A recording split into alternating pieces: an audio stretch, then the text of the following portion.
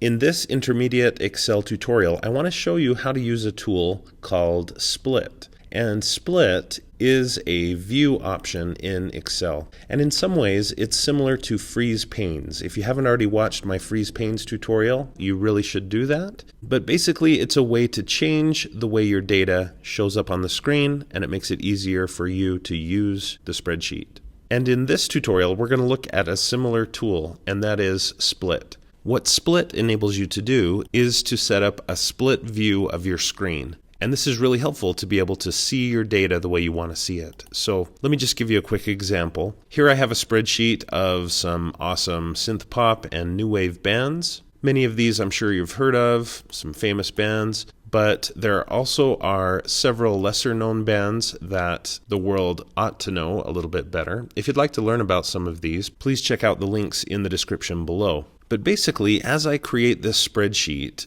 I'm expecting to add a whole bunch more synth pop music, synth pop CDs and bands to this list. And I don't want all that synth pop to kind of obscure and overshadow these other great genres of music. And so one way to handle that is to split the screen so that I can scroll with the content here, but I can also scroll just within the synth pop. So let's take a look at that. I'm going to go here and click on row 13 in this case. And then I'll just go up to Split, and by clicking Split, look what it did. It put a horizontal line right above the row that I had selected.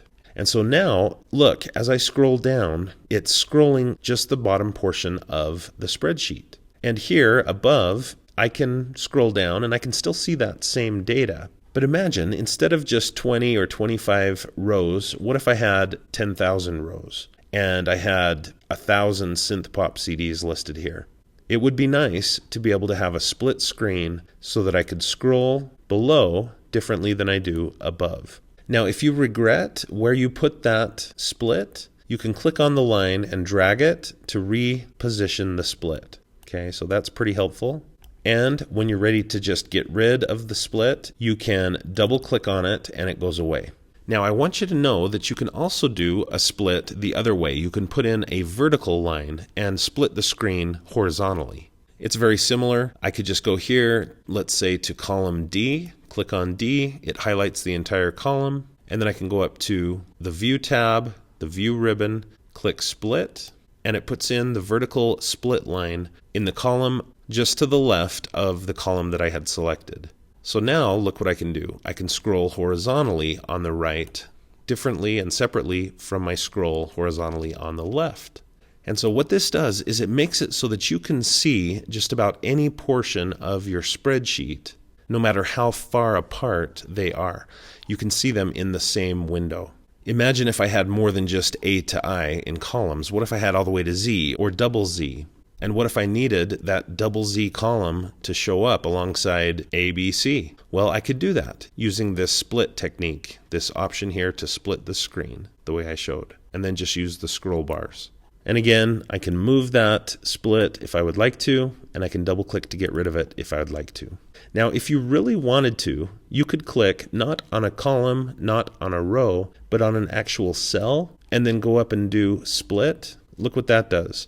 That splits both to the left and above that cell.